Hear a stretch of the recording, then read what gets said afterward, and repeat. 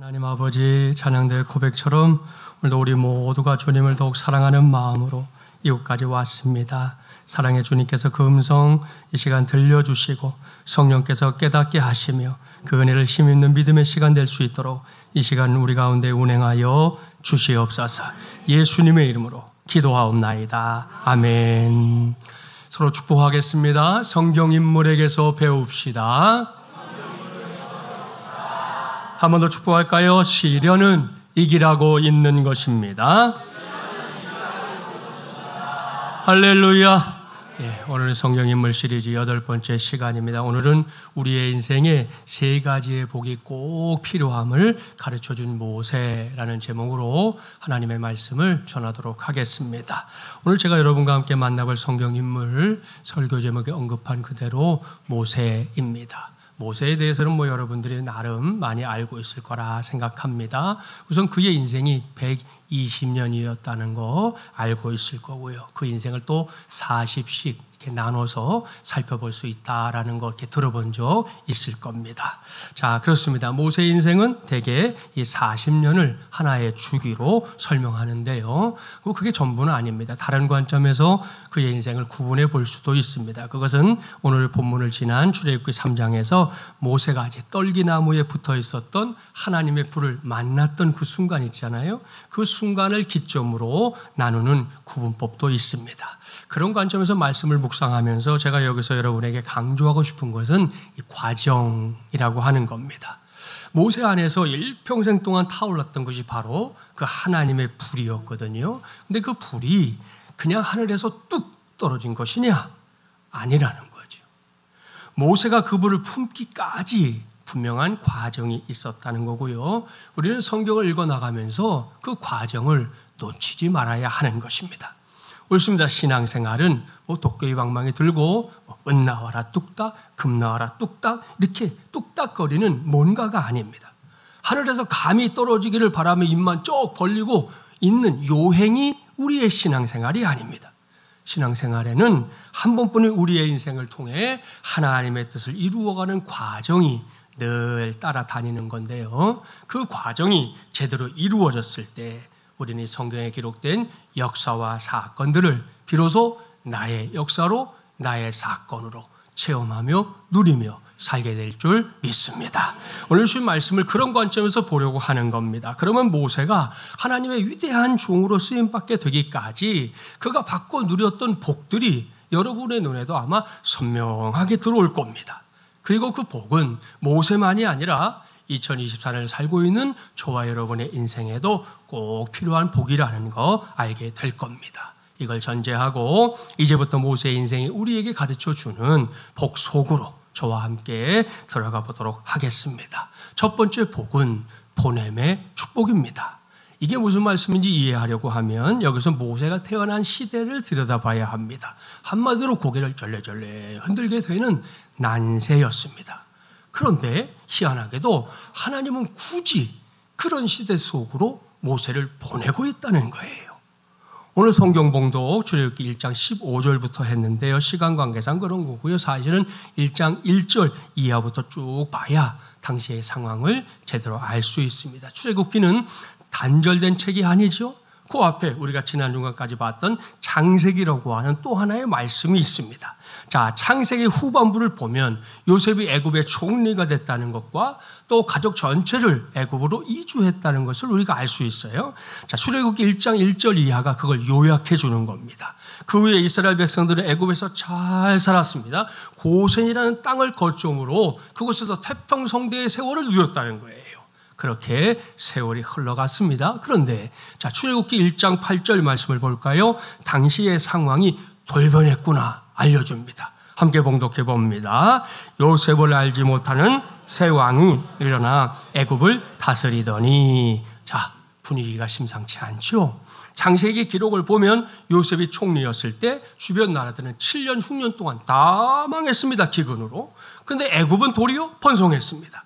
그래서 애굽 사람들이 요셉과 가족들에게 감사하는 마음을 가졌던 겁니다. 그런데 세월이 흘러 어느 시점에 새 왕이 등극했던 그 시절에 그 왕도 또 애굽 사람들도 요셉이 베풀었던 은혜가 뭔지를 싹 잊어버렸다. 망각했다는 겁니다.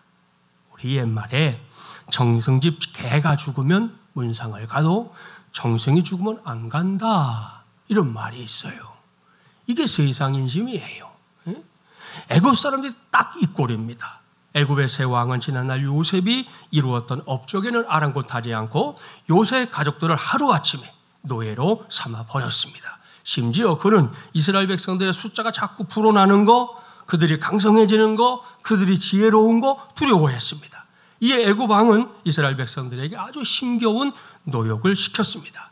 그들에게 땀을 흘리며 벽돌을 직접 손으로 만들게 했고요, 쉴 새 없이 농사를 짓게 했습니다. 특별히 그들의 이 손으로, 요즘처럼 뭐 건축 장비가 있는 것도 아니죠, 손으로 비돔과 라암셋이라고 하는 거대한 국고성을 짓게 했습니다. 그러니 이게 얼마나 버거운 일이었겠습니까? 문제는 이게 다가 아니었다는 거예요. 애굽 왕이 잔인한 명령을 내립니다. 이스라엘 여인들이 출산할 때 사내 아이를 낳으면 그 아이를 나일강에 던져버리라는 천인공노할 칙령이었습니다. 그러니 얼마나 가슴 답답한 시대입니까? 얼마나 무섭고 얼마나 두려운 시대입니까? 정말로 난세라는 말이 딱 어울립니다. 그런데 바로 그때입니다. 그때 하나님의 역사가 한 사람의 출생으로 이어지고 있다는 거예요. 그가 누굽니까? 모세입니다. 자, 본문 2장 1절과 2절 말씀 한 절씩 교독해 볼게요. 레위 가족 중 한 사람이 가서 레위 여자에게 장가 들어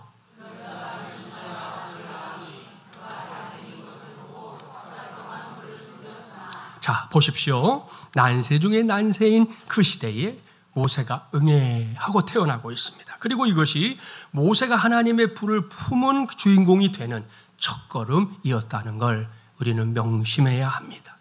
흔히 난세 영웅이 난다, 이런 말 있잖아요. 이 말은 진정으로 의미 있는 말입니다. 만일 모세가 지극히 평범한 시대, 그야말로 태평성대의 시대에 태어났다면 모세는 지금 우리가 알고 있는 그 모세가 아닐 겁니다. 스스로 타고난 뛰어남이 있다 하더라도 결코 그는 우리가 알고 있는 모세가 되지 못했을 겁니다. 왜요? 하나님은 시대를 통해 사람을 만들어 가시고 시대를 통해 사람을 세우시기 때문입니다. 할렐루야. 여러분이 믿거나 말거나 이것은 하나님이 역사하시는 방법입니다. 그렇습니다. 하나님은 언제나 사람을 통해 일하십니다. 그리고 그 사람은 언제나 그가 살았던 시대 속에서 빚어진다는 거죠. 당장 모세를 보십시오. 모세는 지극히 우울한 시대에 태어났습니다. 바람 앞에 촛불과도 같은 운명이었습니다. 언제 그의 목숨이 끊어질지 알 수가 없었습니다. 그런데 바로 그 시대가 모세를 모세되게 했다는 것. 오늘은 이 모든 것을 저와 여러분이 우리의 머릿속에 꼭 저장해 두기를 바랍니다. 언젠가 신문에 보도됐던 이야기예요. 강남의 어느 부유한 집 딸이 압구정동에서 중고생들의 금품을 빼앗다가 경찰에 붙잡혀서 구속됐는데요. 그 아이는 한 달 용돈이 200만 원이나 되는 부잣집 딸이었어요. 어떤 어른들은 한 달에 200복일도 어려울 때가 있는데 이 아이 용돈이 200만 원이래요. 그런데 그것이 또 모자르다고 금품 갈취를 했던 겁니다. 그 아이가 경찰에 붙잡혔다는 소식을 듣고는 어느 여중생이 보낸 편지가 매스컴에 소개가 된 겁니다. 이런 내용이었어요. 언니에게, 나는 7평짜리 임대 아파트에 사는 여중생이야. 우리 아버지는 사업을 하다가 실패하셔서 자살하셨어.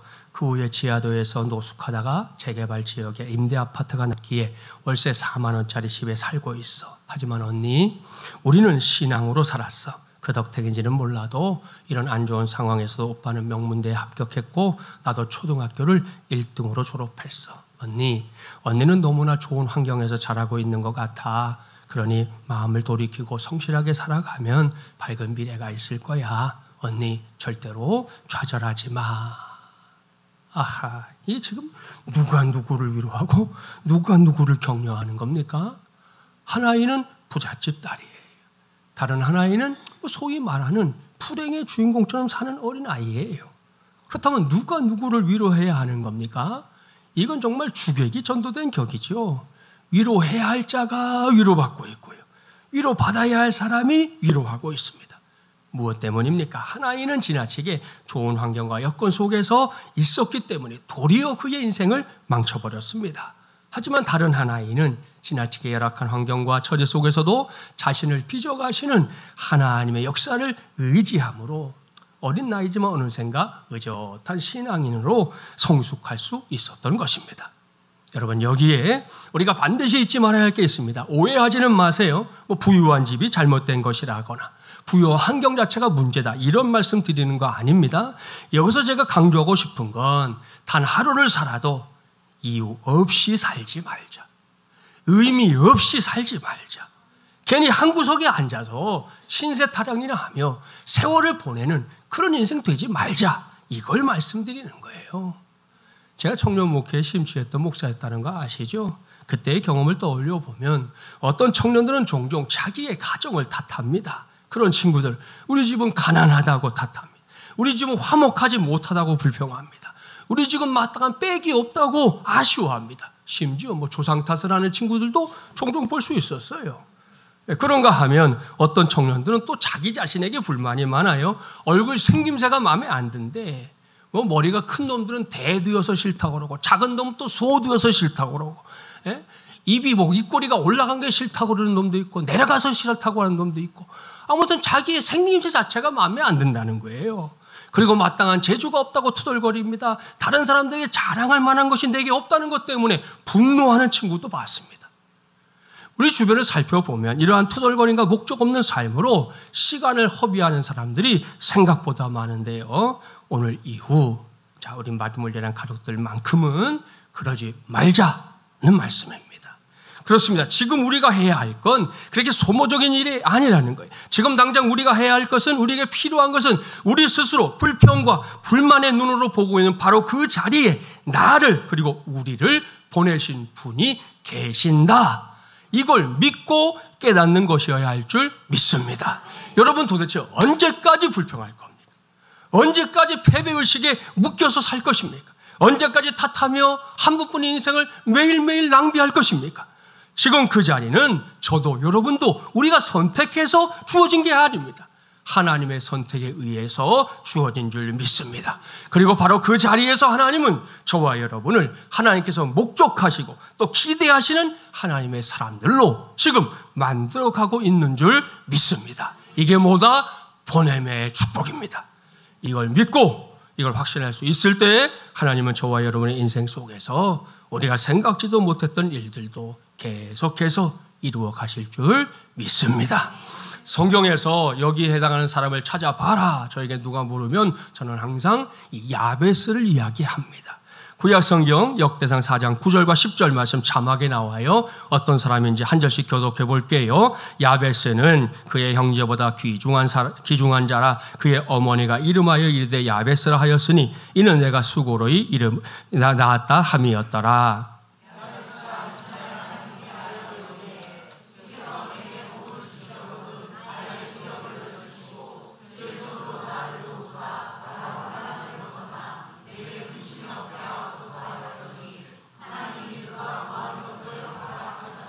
아멘. 자, 여기에 참으로 불행한 인생의 주인공이 나옵니다. 그는 세상에 태어난 것 자체가 불행이었습니다. 오죽하면 그의 어머니가 하고 많은 이름을 놔두고 아들의 이름을 고통의 아들이라는 뜻을 가진 야베스 이렇게 지었습니다. 우리 부모님들 이름 이렇게 지으면 안 돼요. 네?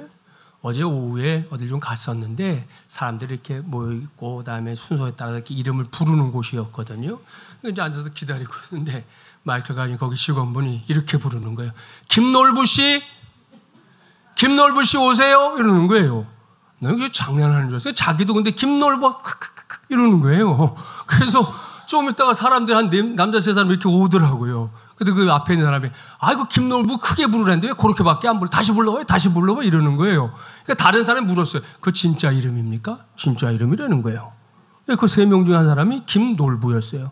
동생은 흥부였는지 모르겠지만 아무튼 여러분 이름을 줘도 꼭 그렇게 쳐야 되겠어요? 좀 좋은 이름 줘주면 좋았을 것을. 이 어머니도 마찬가지잖아요. 내 아들이잖아, 내 아들. 그건 내 아들인데 왜 하고 많은 이름 중에 고통의 아들 이런 이름을 줘줬냐 이거예요. 야베스의 불행한 출생에 대해서 성경학자들이 두 가지 이야기합니다. 첫째, 그가 유복자일 것이었다라고 얘기하는 거예요. 태어났는데 아버지가 없는 거예요. 안타까운 일이죠. 두 번째, 그의 어머니가 겁탈당해서 잉태된 아이였을 것이라는 주장도 있습니다. 이건 역시 안타까운 일입니다. 아무튼 어느 쪽을 선택하든 누가 봐도 불행해요, 인생이.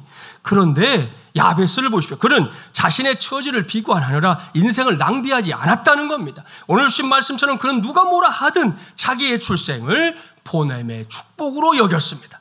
다른 사람들은 자기를 향해 저주의 자식이니 고통의 자식이니 김고통, 박고통, 이고통 이렇게 불렀지만 야베스는 당당히 맞섰다는 거예요. 무엇보다 그는 하나님께 간절히 기도했습니다. 주여, 주께서 내게 복을 주시려거든 나의 지역을 넓혀주시고 주님의 손으로 이 모자란 인생 날 도와주셔서 내가 환난을 벗어나게 하시고 내가 근심을 이겨내게 하시고 하나님의 사람답게 살게 하여 주시옵소서. 야베스의 기도를 들으시 하나님이 어떻게 하셨습니까? 야베스의 기도에 응답하셨습니다. 야베스를 존귀한 자가 되게 하셨다는 거예요. 이게 뭐예요? 보냄의 축복입니다. 할렐루야. 이제는 저와 여러분의 차례입니다. 오늘 이 시간을 기해 우리 모두에게 보냄의 축복을 이해하고 받아들이는 은혜가 충만하게 임하기를 주님의 이름으로 축복합니다. 지금 여러분이 앉아있는 자리, 어떤 자리든 상관없습니다. 그 자리를 여러분 스스로가 귀하게 여기십시오. 그 자리에서 나를 만들어 가시고 나를 세워 가시는 하나님 꼭 만나는 우리 마중물 예랑 가족들 되기를 주님의 이름으로 축복합니다. 한번 따라서 할까요? 주여, 오늘부터 탓하며 사는 인생을 포기하게 하옵소서.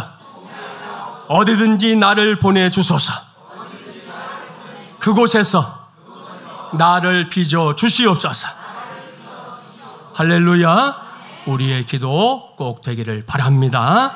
모세 인생이 가르쳐준 두 번째 복은 만남의 축복입니다. 오늘 본문 출애굽기 2장 1절부터 6절 우리 한 절씩 교독해 볼까요? 레위 가족 중 한 사람이 가서 레위 여자에게 장가 들어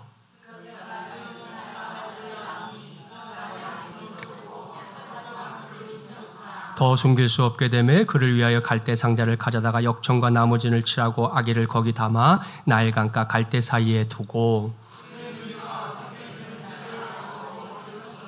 바로의 딸이 목욕하러 나일강으로 내려오고 시녀들은 나일강가를 거닐 때에 그가 갈대 사이에 상자를 보고 시녀를 보내어 가져다가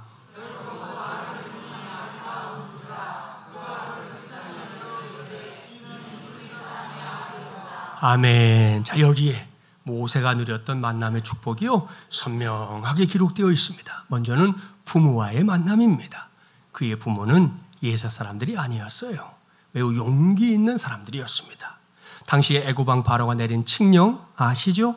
지키면 살지만 지키지 않으면 죽을 수밖에 없는 선택의 여지가 없는 무서운 칙령이었습니다. 그래서 많은 부모가 바로의 명령 그게 무서워가지고 천륜이라고 일컫는 그걸 끊어내고 자기의 아들들을 나일강에 집어 던지던 때였어요. 그런데 모세의 부모는 달랐습니다. 그들은 모세를 그냥 내다버릴 수 없었습니다. 특히 모세의 남다른 준수함이 부모의 마음에 큰 용기를 줬습니다. 그들은 모세에게 최선을 다했습니다. 제멋대로 울어대는 모세를 살리기 위해서 애썼을 부모의 모습 한번 여러분 이렇게 한번 상상해 보세요. 예? 안쓰럽기 짝이 없을 겁니다. 그렇게 3개월이 흘렀습니다. 상황이 더욱 악화했어요. 생후 3개월, 우리 식으로 하면 100일 정도 된 녀석들 그 울음소리 어떻게 막아내겠어요? 더는 숨길 수 없었습니다. 결국 부모가 최후의 선택을 합니다. 목숨처럼 지키려 했던 아기니까 그냥 나일강에 던져버릴 수는 없었어요. 역청과 나무를 칠한 상자 하나를 준비했어요. 갈대로 만든 상자. 정성껏 만들었고요. 하나님, 이 아이를 우리 하나님께 맡깁니다. 도와주세요. 그렇게 기도하고 아이를 담아서 그 상자를 나일강에 띄워 보냅니다. 결국 갓난아기였던 이 모세에게 다시금 경각의 목숨이 경각에 놓이는 상황이 됐던 건데요. 여기서 잘 봐야 합니다. 하나님이 다시금 만남의 축복을 주십니다. 이번에는 바로의 딸, 바로 왕의 딸, 그러니까 애국 왕궁의 공주가 나일강에 마침 목욕하러 나왔다가 모세가 누워있던 갈대 상자를 발견하게 하신 거죠. 여기서 제가 주목하는 건 6절 말씀이에요. 열고 그 아기를 보니 아기가 우는지라 그가 그를 불쌍히 여겨 이르되 이는 히브리 사람의 아기로다. 기가 막힙니다. 상자를 열었을 때 모세가 어떻게 했다고요? 울었대요. 예? 이때 울지 않고 간만에 사람을 봤으니 이 녀석이 사람 본 게 좋아하고 방긋방긋 웃었다면 모세는 끝이에요. 그 몫은 끝났습니다. 왜? 공주가 이 아이가 이스라엘 사람의 아이라는 거 알았어요? 몰랐어요? 알았어요. 자기 아버지가 내린 칙령이 뭔지 알아요? 몰라요? 알아요. 그러니 뭐 양심에 거리낄 것도 없어요. 모른 척하면 되는 거예요. 지나가면 또 흘러가겠지 뭐. 가다가 저 녀석 죽거나 말거나 내가 상관할 거 아니잖아요. 내 손에 피 묻힐 일도 없는 거잖아요. 그런데 하필이면 그 순간에 딱 이러는데 눈이 마주치니까 녀석이 으앙 하고 울었다는 거예요. 기가 막힌 하나님의 타이밍입니다. 그 울음소리가 공주의 모성을 자극했고요. 움직였기 때문입니다. 그래서 이것이 만남의 축복이라는 겁니다. 만일 이때 모세에게 만남의 축복이 없었다면 어찌 됐을까요? 두말할 거 없습니다. 끝장난 거예요. 그러니 만남의 축복이라는 거 놀랍고 위대한 복이지 않습니까? 모세에게 만남의 축복은 여기도 끝이 아닙니다. 시간 관계상 다 읽지 못했는데 2장 16절 이하를 눈으로 보세요. 거기에는 모세가 애굽을 떠나서 광야로 들어간 사건이 기록되어 있는데요. 모세는 그곳에서도 만남의 축복을 체험합니다. 누굴 만나냐? 미디안 제사장인 루엘을 만납니다. 우리에게는 이드로라고도 알려져 있는 사람이에요. 자, 루엘은 애굽의 왕자라는 최고의 신분에서 하루아침에 도망자가 되어버린 모세를 기꺼이 자기의 사위로 삼습니다. 그리고 적극적으로 모세의 인생을 도와요. 나중에 출애굽한 후에도 찾아와서 모세에게 큰 지혜를 알려주고 그를 돕는 것, 성경에서 우리가 확인할 수 있습니다. 사랑하는 여러분 보십시오. 모세가 하나님의 불을 그 가슴에 품기까지는 이렇게 만남의 축복이 따라다녔다는 겁니다. 그러니 만일 모세에게 만남의 축복이 없었다 생각해 보세요. 그는 세상을 향해 자기의 이름조차 알리지 못하고 사라져버렸을 겁니다. 그저 왔다가 그저 가는 그 누구도 주목하지 않는 인생이 되고 말았을 겁니다. 하지만 그에게는 분명 만남의 축복이라는 인생의 과정이 있었고요. 그것이 또한 모세를 모세되게 했다는 것 우리가 알 수 있습니다. 따라서 만남의 축복, 이것은 모세에게만 중요한 게 아니겠죠. 오늘을 사는 우리에게도 만남의 축복은 동일하게 중요합니다. 어린아이들도 어떤 친구를 사귀느냐에 따라서 그들의 삶이 달라진다는 거, 그 정도는 뭐 다들 아시잖아요. 이건 비단 어린아이들만의 문제가 아닙니다. 성인 우리에게도 지금 누구를 만나고 있는가, 이것이 우리 인생의 명암을 달리할 수 있을 만큼 중요한 문제입니다. 물론 우리 인생에서 가장 큰 만남의 축복은 예수 그리스도와의 만남인 줄 믿습니다. 그분과의 만남은 모든 걸 새롭게 하잖아요. 우리의 가치관, 꿈과 비전, 생활, 태도, 인생관, 역사관, 기타 등등. 주님을 만나면 모든 게 근본부터 새로워집니다. 저는 이걸 확실하게 믿는 목사입니다. 그리고 제가 이 시간에 말씀드리는 것은 그와 같은 예수 그리스도와의 만남을 전제로 하는 거예요. 그 위에 우리가 만남의 축복으로 만나야 할 많은 사람들이 있다, 이런 말씀인데요. 그렇다면 그 과정에서 우리는 어떠한 만남을 추구하는 게 예수 믿는 사람으로서 바람직한 것일까요? 시인 정채봉 씨가 쓴 에세이집이 몇 권 나와 있는데 그 가운데 만남이라고 하는 글이 있습니다. 그 글에서 작가는 여러 가지 만남을 이야기하는데요. 가장 잘못된 만남을 가리켜 생선 같은 만남이다 그랬습니다. 그러한 만남은 만나면 만날수록 무슨 냄새? 비린내가 난다는 거죠. 그리고 가장 조심해야 할 만남은 꽃송이 같은 만남이라고 꼽았습니다. 왜냐? 피어있을 때 마구 환호하지만 시들면 버려버리고 말거든요. 꽃이 그렇잖아요. 오늘은 이쁘지만 요즘 더워갖고 한 2, 3일만 지나면 끝났어요. 그럼 버려야 돼. 그렇게 되는 거예요. 그죠? 가장 시간이 아까운 만남에 대해서도 이야기하는데 그것은 지우개 같은 만남이다 그랬습니다. 왜요? 금방 만났던 걸 순식간에 지워버리기 때문이겠죠. 그렇다면 사람과 사람의 만남 중에 가장 아름다운 만남, 어떤 만남일까요? 저자는 그것을 손수건 같은 만남이다 그렇게 말하고 있습니다. 무슨 뜻이겠습니까?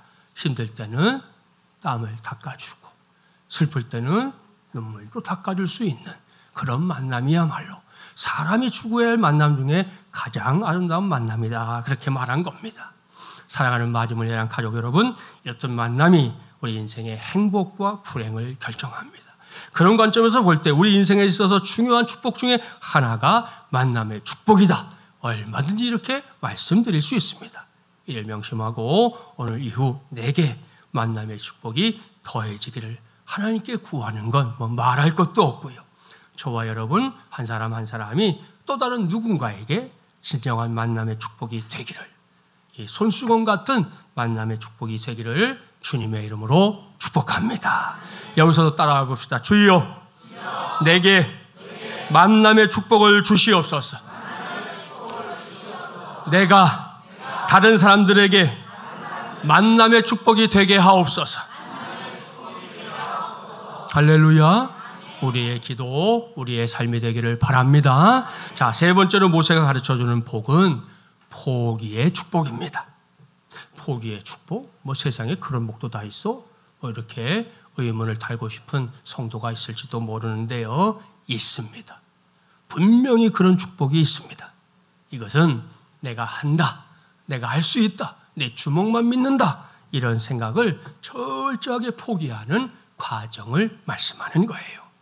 그래서 이 과정은 앞서 말씀드렸던 보냄의 축복이나 만남의 축복에 비하면 죄송하지만 상당히 아프고 또 힘든 과정을 감수해야 하는 건데요. 그 과정을 우리 성경에서 먼저 살펴볼까요? 자, 출애굽기 2장 11절 이하로 다시 가보겠습니다.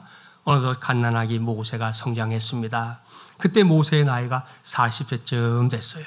처음 나일강에 던져져서 한 치 앞도 내다볼 수 없었던 때와는 사뭇 다른 모습이지요. 애국 왕실의 왕자로 자랄 수 있는 특혜를 누렸으니 그럴만도 합니다. 당시 애국 왕궁에서는요, 얼마나 많은 걸 가르쳤는지 몰라요. 철자법, 문법, 역사, 산술, 의학, 기하학 등등 천문학까지도 배웠다, 이렇게 알려져 있습니다. 따라서 모세는 당당한 위용을 드러낼만 했다는 거예요. 자, 여기서 본문 2장 9절과 10절 말씀을 한 절씩 교독해 볼게요. 바로의 딸이 그에게 이르되 이 아기를 데려다가 나를 위하여 젖을 먹이라. 내가 그 삭슬 주리라. 여인의 아기를 데려다가 젖을 먹이더니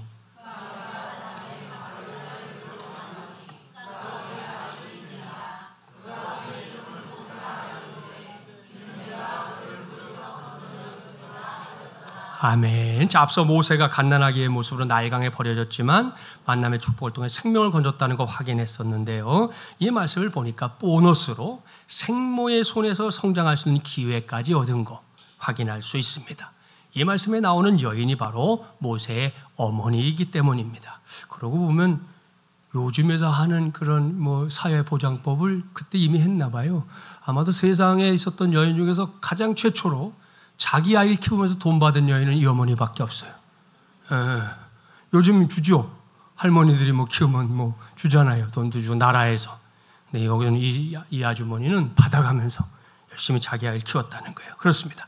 모세는 가장 손이 많이 가는 그 시절을 생모의 스라에서 보냈습니다. 아마도 이 시기를 통해 모세는 자기가 이스라엘 사람이라는 자의식을 갖게 됐을 겁니다. 그렇게 성장한 모세입니다. 그는 자주 고민했겠죠. 자기의 동포들, 형제들을 위해 내가 할 수 있는 일이 뭘까? 그걸 생각했을 겁니다. 그러던 어느 날 모세는 동포들이 바로의 악정에 시달린 현장에 가게 됐습니다. 그곳에서 한 애굽 사람이 이스라엘 사람을 심하게 때리는 걸 봤어요. 그때 모세의 가슴 속에서 분노가 일었습니다. 참을 수 없었죠. 그 애굽 사람을 딱 쳤는데 그만 죽고 말았어요. 모세가 얼른 그 시신을 모래에 감추었고요. 태연하게 왕궁으로 돌아왔습니다. 그날 밤 모세가 잤을까요? 한 잠도 못 잤을 거예요. 더는 지켜만 볼 수 없다. 내가 뭐가 됐든 내 동포들을 위해서 이제는 행동해야 될 때가 된 것 같아. 모세는 이튿날 다시 동포들이라는 곳으로 갔습니다. 그런데 이번에는 이스라엘 백성들끼리 다투는 걸 목격합니다. 모세는 순수한 동포애로 그들을 말렸습니다. 그 와중에 둘 중에 한 사람의 잘못을 꾸짖었더니 이 친구가 뭐라 그럽니까? 누가 너를 우리를 다스리는 자와 재판관으로 삼았느냐? 네가 애굽 사람을 쳐 죽인 것처럼 나도 죽이려느냐? 죽여봐라. 이렇게 돼버린 거예요. 그러니까 이 사람이 어제 모세가 했던 일을 알고 있었던 거죠. 모세가 당황했습니다. 어제 밤을 지새워가며 이스라엘 백성들을 위해 자기가 할 일들을 쫙 구상해뒀지만 모든 게 물거품이 되는 순간이었습니다. 그때 모세가 마련한 궁여지책 출애굽기 2장 15절입니다. 함께 읽어볼까요? 바로가 이 일을 듣고 모세를 죽이고자 하여 찾는지라 모세가 바로의 낯을 피하여 미디안 땅에 머물며 하루는 우물 곁에 앉았더라. 여러분, 이것이 모세의 부득불한 마지막 선택이었습니다. 조금 전까지만 해도 애굽 왕궁의 화려함을 마음껏 누리며 살던 모세입니다. 게다가 자기의 배경과 학식, 자기의 힘만으로도 뭔가 대단한 걸 해낼 수 있다고 거대한 계획도 세웠던 모세입니다. 하지만 이제는 아닙니다. 이제 그는 도망자입니다. 살인자입니다. 애굽에 남아서 자기 동포들을 위해 그가 할 수 있는 일 아무것도 없었습니다. 그러니 그는 낙심했습니다. 그야말로 모든 걸 포기해야만 했습니다. 모세가 이 과정에서 처절하게 깨달은 게 그거거든요. 내가 한다. 내가 할 수 있다. 내 주먹만 믿는다. 이게 얼마나 큰 만용이었는지, 이게 얼마나 큰 어리석은 생각이었는지를 알게 된 거죠. 그런 깨달음이 꼬리에 꼬리를 물고 일어나는 가운데 하루하루를 살았는데 그게 무려 40년이에요. 그 와중에 모세가 되뇌게 된 말은 딱 한마디입니다. I am nothing. 나는 아무것도 아니로군. 내가 뭐라도 된 줄 알았는데 난 그런 사람이 못 됐구나. 이 말을 계속 되뇌며 사는 거예요. 고개 푹.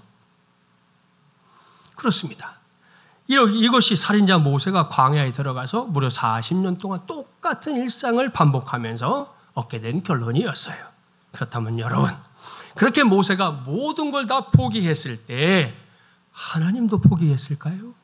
아닙니다. 모세가 모든 걸 체념한 듯 내려놓고 매일같이 양을 치러 나가면서 I am nothing. 나는 아무것도 아니었어. 내 인생 별거 없었어. 그렇게 매일같이 입으로도 마음으로도 100% 인정할 수밖에 없게 됐을 때 그때 하나님이 일하기 시작하셨습니다. 그것이 출애굽기 3장에 기록된 떨기나무에 불이 붙은 사건이에요. 출애굽기 3장 3절부터 5절까지의 말씀 자막에 나옵니다. 한 절씩 교독해 봅시다. 이에 모세가 이르되 내가 돌이켜 가서 이 큰 광경을 보리라. 떨기나무가 어찌하여 타지 아니하는고 하니 그때에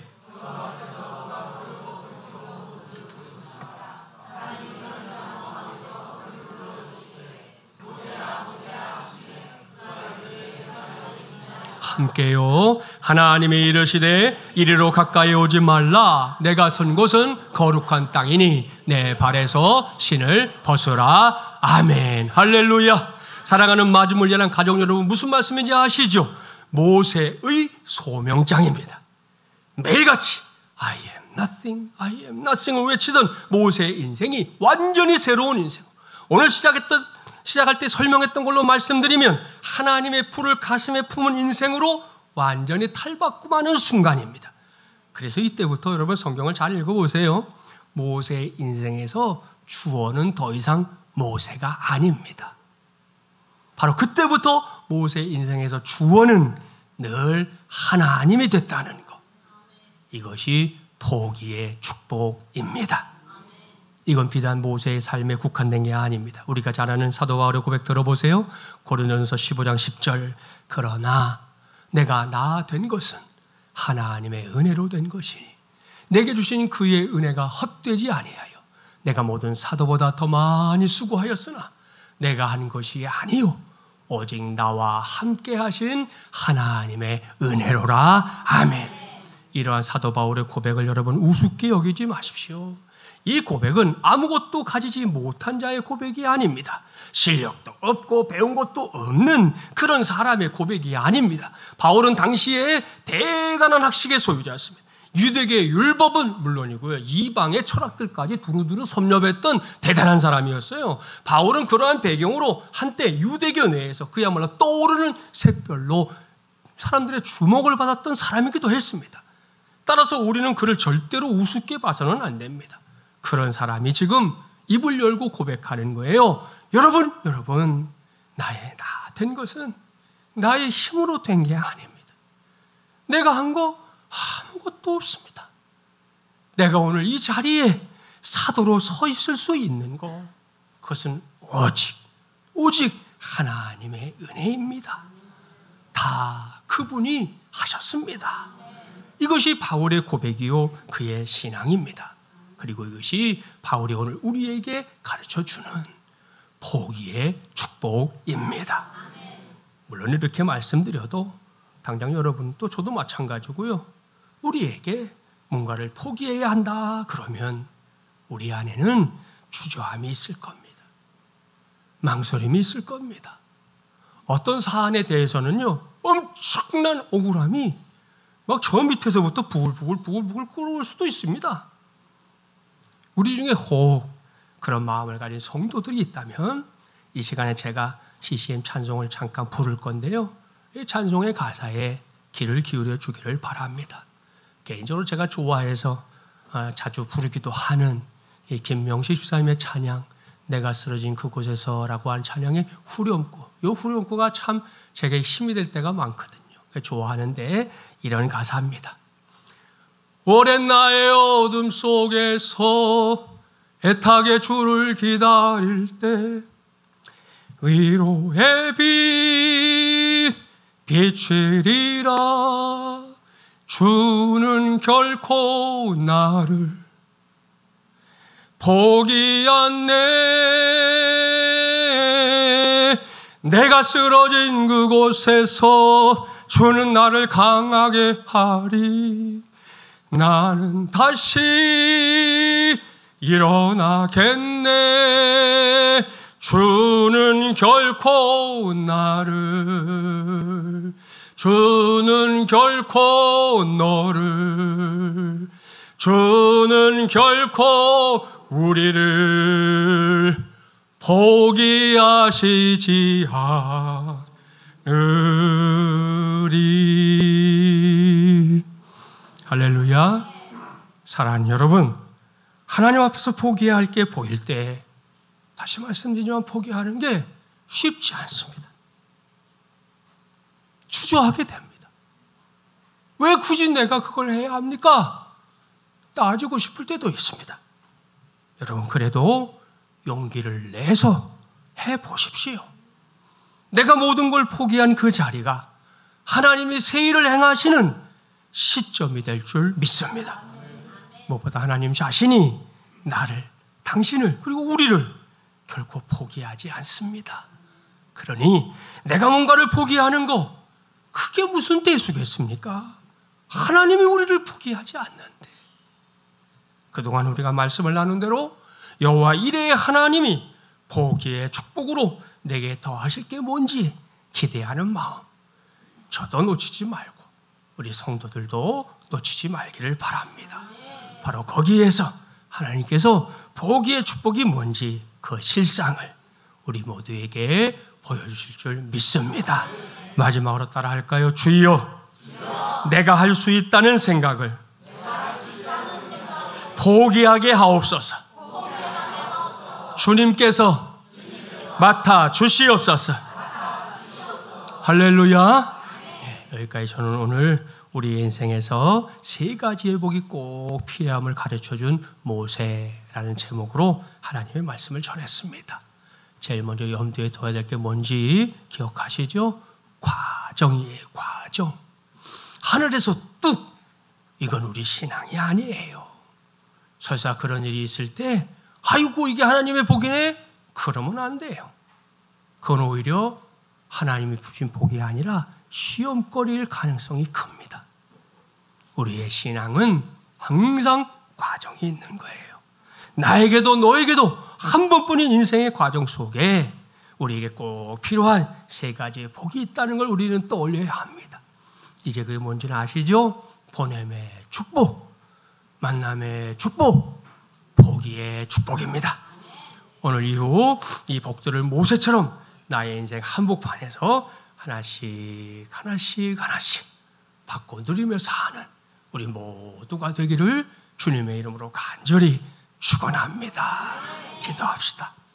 전능하시고 자비로우신 하나님 아버지, 오늘도 우리 모두가 하나님의 말씀에 귀를 기울이게 하시니 감사합니다. 오늘 우리는 하나님의 사람인 모세의 삶을 통해 우리의 인생의 과정이라는 것이 얼마나 중요한 것인지 배웠습니다.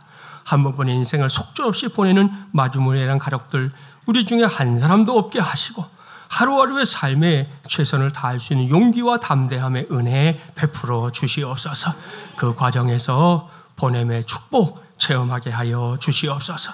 지금 내가 있는 그 자리가 아무리 마음에 들지 않고 입만 열면 불평스러워도 그곳에 나를 보내신 분이 하나님이라는 사실을 우리 모두가 반드시 깨닫게 하여 주시옵소서. 그리고 그곳에서 나를 가장 나답게 만들어 가시는 하나님의 은혜 체험하며 사는 성도들 되게 하여 주시옵소서. 만남의 축복을 위해서도 기도합니다. 하나님, 내게 만남의 축복으로 만나게 하는 사람들 놓치지 않게 하여 주옵시고, 내가 또한 그들에게 만남의 축복 되게 하여 주시옵소서. 가장 무겁고 힘든 것은 포기의 축복입니다. 쉽지 않습니다. 내 인생에서 뭔가를 포기하는 거 주저하게 되고 억울함으로 넘칠 때도 있는 것이 사실입니다. 그래도 하나님이 포기를 원하실 때 기꺼이 포기할 수 있는 용기를 주시옵소서. 그리고 바로 그때 하나님이 일하기 시작하는 것도 우리의 영안으로 보게 하여 주시옵소서. 무엇보다 결코 나를 포기하지 않는 우리 하나님을 믿음의 눈으로 선명하게 바라보게 하여 주시옵소서. 그래서 우리 모두가 모세처럼 일평생 가슴 속에 하나님의 불을 품고 사는 하나님의 자녀들, 예수 그리스도의 제자들 되게 하여 주시옵소서. 이 모든 말씀 우리의 구세주이신 예수 그리스도의 이름으로 간절히 기도하옵나이다. 아멘.